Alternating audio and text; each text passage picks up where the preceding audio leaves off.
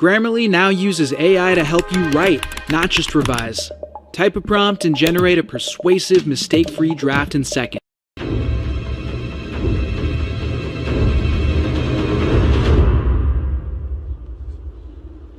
Known as the longest and most historically important overland trade route, the Silk Road was not a single road, but a network of multiple routes that were used for carrying goods between China and the West. The name Silk Road eventually originated from the Greek word Syris for China, which means the land of silk.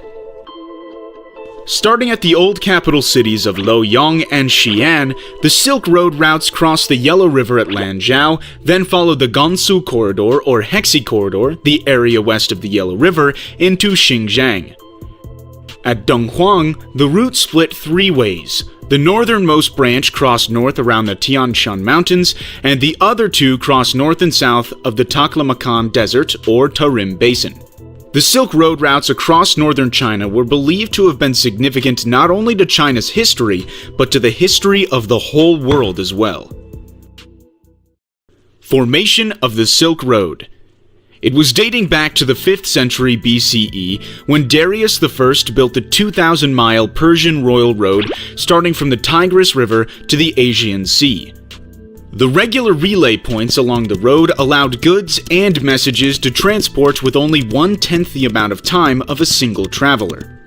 Added to this, the invasion of Persia by Alexander the Great and his expansion into Central Asia by conquering cities like Samarkand, a city in southeastern Uzbekistan, and settling new ones like Alexandria Ashat gave rise to the idea of a bridge connecting China and Europe. The spreading eastward of culture and commerce of Greek, Egyptian, Persian, and Indian also stimulated the formation of the Silk Road. Prehistory of the Silk Road. Trade activities were noticed back to 4,000 years ago in Xinjiang. During the time of Shang Kingdom, between 1400 and 1046 BC, jade was a precious item from an area of Xinjiang. Besides jade, silk started to be popular by the 1st millennium BC and was transported to Siberia through the Gansu Corridor over the northern branch of the Silk Road. Evidence of silk being found in a tomb in Egypt that dated to 1070 BC supported the silk trading across Eurasia. Early Silk Road trading during the Zhou dynasty, 1045 to 221 BC. By around 600 BC, gold, jade, and silk became popular items among merchants between Europe and Western Asia in the advanced states of the Zhou dynasty. Around 300 BC, civilizations active along the Silk Road included ancient Greece, Persia, Yuezhi, and the Qin state that had control over the eastern part of the Gansu Corridor, a huge long valley that starts from Luoyang to Xinjiang. Development of the trade route during the Han Empire, 206 BC to 220 AD.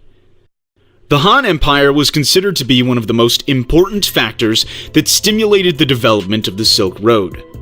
At first, the silk trade was conducted within the Han Empire from the interior to the western borders, until it was hindered by the attacks of some small nomadic tribes of Central Asia on the trade caravans.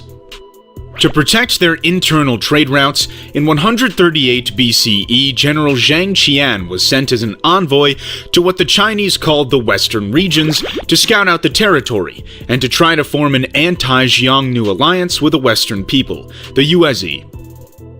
Zhang Qian's journey started from the capital of the Western Han dynasty at Chang'an, today Xi'an, past the vast western regions and reached three small kingdoms named Lulan on the northeastern edge of the Lop Desert, Chizi in the present Kush County of Aksu Prefecture, and Yushan, now known as Hessian, with whom he built a trade relationship.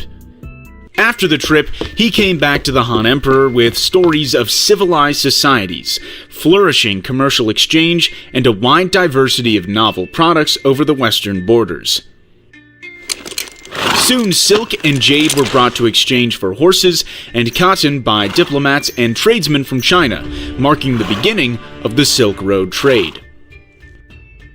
The envoys from the country Zhang were sent to Chang'an, and trading flourished across the trade routes, bringing silk and ceramics to other parts of the world.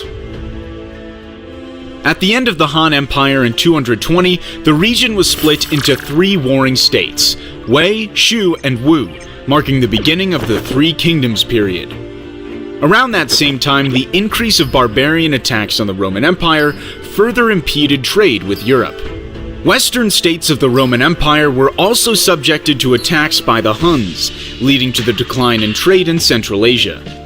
The fall of the Roman Empire in about 400 AD, along with other reasons, contributed to the decrease of trading activities through the Gansu corridor to the west until the rise of the Tang Empire. The explosion of trading activities during the Tang Dynasty, 618 to 917. During the early years of the Tang Dynasty, the Silk Road route in Xinjiang was under the control of Turkic tribes until the Tang Dynasty conquered the Turkic tribes and took over the Silk trade route. The trade route was then reopened, followed by the explosion of trading activities with the West. The Sogdians were known as the Silk Road's most prominent merchants and middlemen for more than 1,000 years. They played a major role in the Tang Dynasty trade and also gained in importance in the military and government of the Tang Dynasty court. A trade network that stretched about 1,500 kilometers from Sogdiana to Tang territory was established as the result of Sogdian merchants and diplomats traveling as far west as the Byzantine Empire. The development of the Silk Road trade during this time also flourished thanks to the famous monk Xuanzang. During his trip from Chang'an to the Gansu corridor, Hami, and Turpan, and then further westward to India, he reported receiving unexpectedly warm welcome along the way, contributing to the improved relations between the Tang government and these tribes and kingdoms. Unfortunately, the Tang dynasty lost its control of the western region by 760 AD, resulting in the halt of trade activities along the Silk Road. The halt of trading activities during the Song Empire, 960 to 1279. After the fall of the Tang Empire in 907, followed by decades of civil wars, a new dynasty called the Song Empire was established. Despite its strength and known power, the Song Empire had no control over the Gansu corridor, but it was the Western Xia kingdom in the northwest that controlled the access to the strategic Gansu corridor. The Song then attempted to reopen the Silk Road trade by taking back the land of the Western Xia, but they failed. 2 centuries later, the Song court was forced south of Yangtze River, leaving the remaining southern Song Empire even further from the Silk Road route. In the 1200s, they got attacked by the Mongols. The Western Silk Road routes, however, were developed and protected by the Mongol Empire during their expansion in Central Asia and Europe before the fall of the Southern Song Empire. Trade at its height during the Yuan dynasty, 1271 to 1368. Thanks to the Mongol promotion of trade within their huge empire that stretched across Eurasia, trading activities along the Silk Road revived and reached its peak during the Yuan dynasty.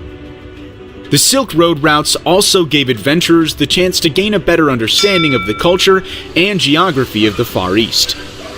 One of the famous explorations conducted via the Silk Road routes was the journey to China from Italy by Marco Polo, a Venetian explorer. They followed the overland routes using camels and arrived at the magnificent summer palace Xanadu of the Mongolian Emperor Kublai Khan in 1275.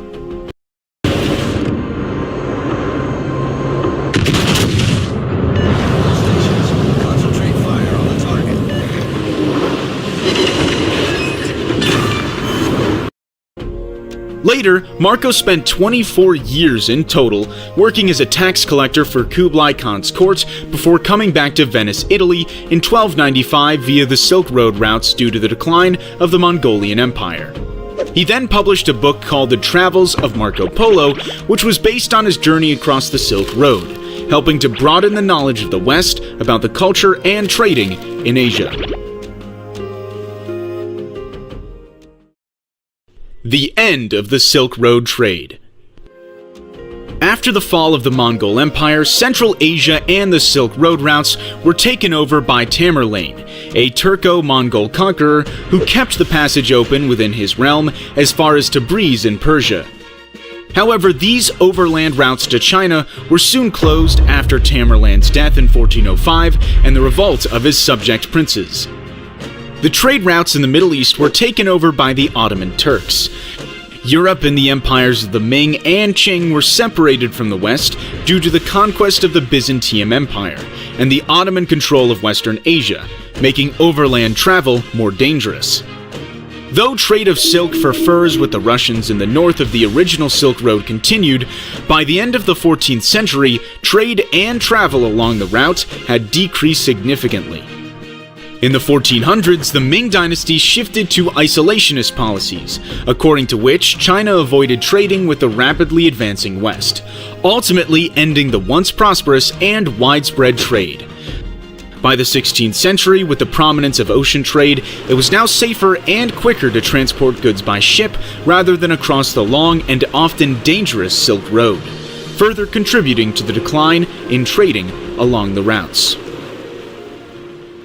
Thanks for watching. If you find this information useful, please give us a thumbs up and share it with your friends. Don't forget to subscribe to our channel for more videos of history.